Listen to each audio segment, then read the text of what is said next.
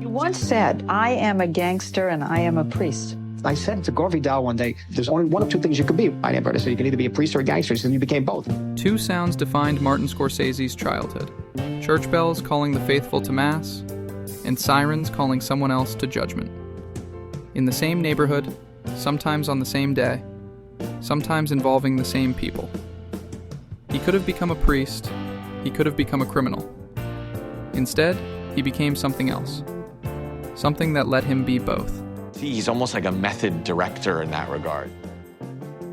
Elizabeth Street, Little Italy.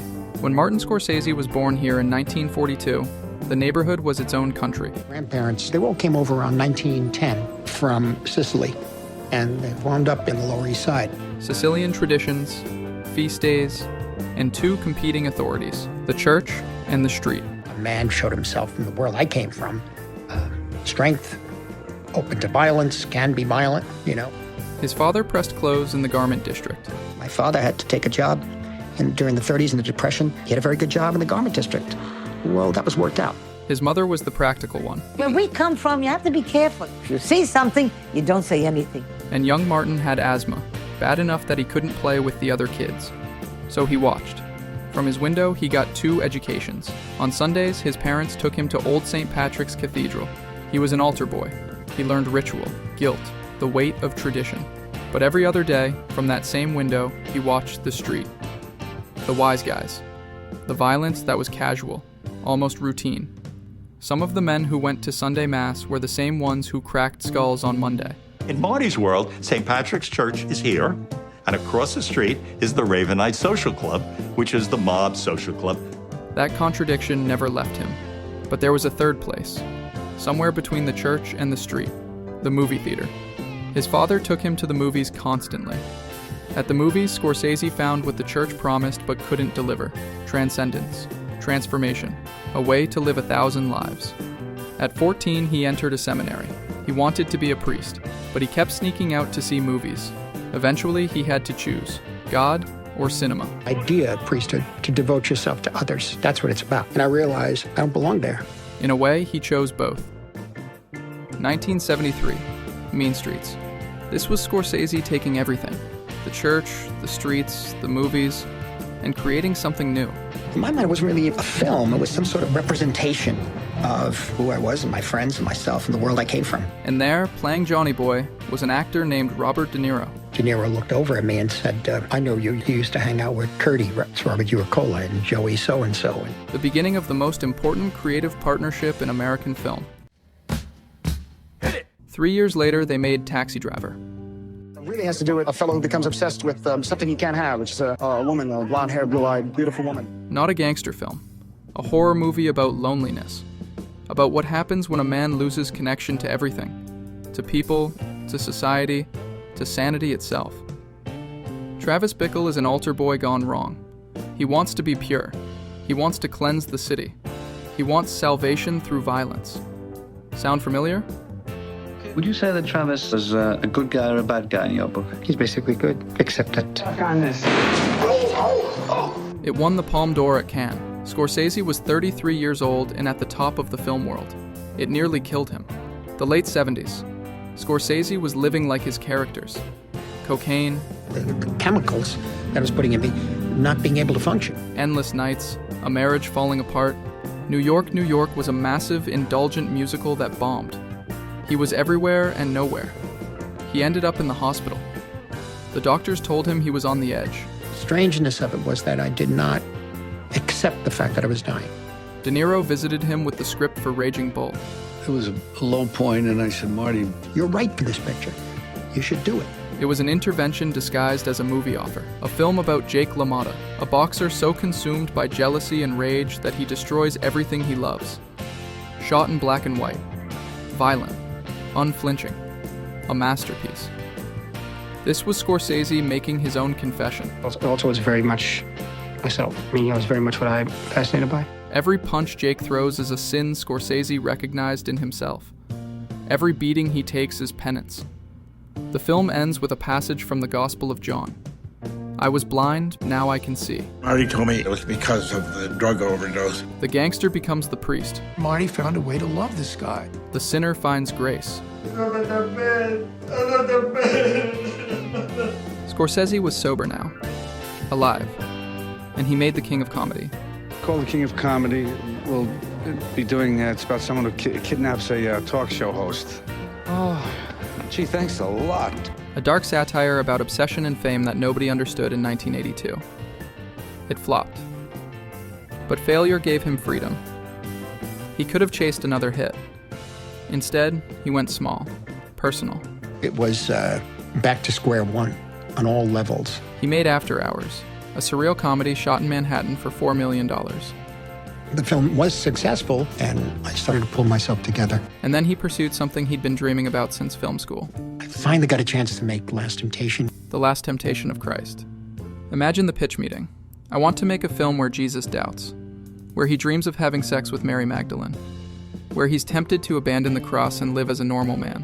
And his face turned red because they didn't know what to do with me. You don't tell this to a studio executive. What was I out of my mind?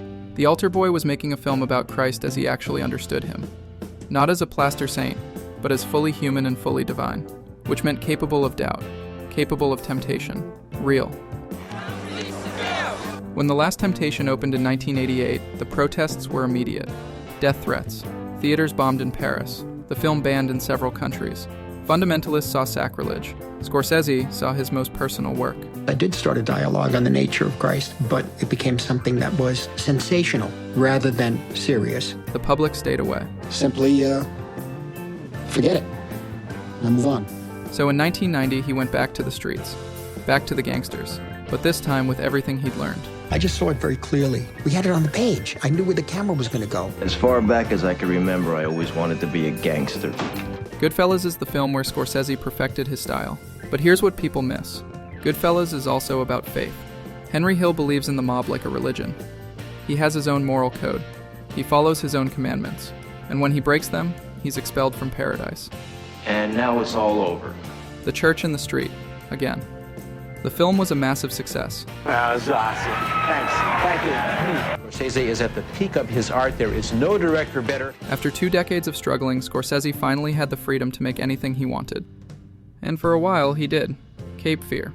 After Goodfellas, Cape Fear was a big hit. A genre thriller, well-crafted, but not personal. The Age of Innocence. The thing with Age of Innocence was my interest in not history, but a kind of anthropology, maybe? A stunning period piece about repressed desire in old New York. Beautiful but distant from the streets. Casino. The genre of the underworld, the closest it comes to the overworld, is in Vegas. A return to the mob, but this time in Las Vegas. More operatic, more cold. Great films, all of them. But these weren't searching for anything. They were a master filmmaker proving he could do anything. The Gangster Priest was resting. Well, almost. There was Kundun, his meditation on the Dalai Lama, on Buddhism, on faith under persecution. My agent called me up and said, would you be interested in doing anything on the Dalai Lama? I said, yes, I would. And Bringing Out the Dead. About EMS workers saving people at night in the streets. They're like modern saints. A fever dream about a burnt-out paramedic haunted by the people he couldn't save. But even these felt like echoes of earlier urgency. The question wasn't burning in him the same way. It would take a new partnership to reignite that fire. Okay, what do you want to do? What do you want to do? I said I want to work with Martin Scorsese. What does he have? What does he have? In 2002, Scorsese cast a young actor named Leonardo DiCaprio in Gangs of New York. DiCaprio had been a teen idol. Scorsese saw something else. What followed was a partnership that rivaled De Niro. The Aviator, The Departed, Shutter Island, The Wolf of Wall Street, Killers of the Flower Moon. 6 films and counting. Each one different, each one pushing both men further. The Departed, 2006. A Boston crime thriller, Scorsese's most commercial film in years, and finally, after 5 nominations, he won the Academy Award for Best Director. And the Oscar goes to Martin Scorsese. He was 64 years old. He'd been making masterpieces for 40 years, but now, officially, the world recognized what everyone already knew. If I was strong enough, if I had gotten it before, quite honestly. You know, and I'm glad that it went this way. And he didn't stop. He didn't rest. I read Silence, and September of '89, I said, I've got to make this. Silence, his decades-long passion project about Jesuit priests in Japan. The Irishman, I hadn't worked with De Niro from Casino to The Irishman. It's a long time. Casino was the last of that type of thing, because Irishman is different. A meditation on age, regret, and the cost of violence. Killers of the Flower Moon. A reckoning with American history and the destruction of indigenous people. Each film asks the same questions he's been asking since he was a kid looking out that window in Little Italy. What does it mean to believe? What does it cost? How do you live with what you've done? In his 80s now, Scorsese moves between projects with the energy of someone half his age. Always preserving, always searching, always questioning. The Gangster Priest. It sounds like a contradiction, but for Scorsese, it's the only way to be honest. Because both are obsessed with codes, with ritual, with what happens when you break the rules. Both deal in confession and consequence. The gangsters in his films go to church. The priests in his films understand violence. The line between the sacred and the profane has always been thin for Scorsese. Maybe because he grew up on a street where both existed side by side. Maybe because he knows they exist side by side in all of us. If you enjoyed this short exploration of Scorsese's career, please hit that like button and subscribe for more video essays on the filmmakers and films that shaped cinema. Drop a comment below. What's your favorite non-gangster Scorsese film? I'd love to know. And if you'd like to support this channel and help me make more in-depth documentaries, you can do so at the Ko-Fi link in the description below. Every contribution helps me spend more time researching, writing, and crafting these stories. Thank you for watching.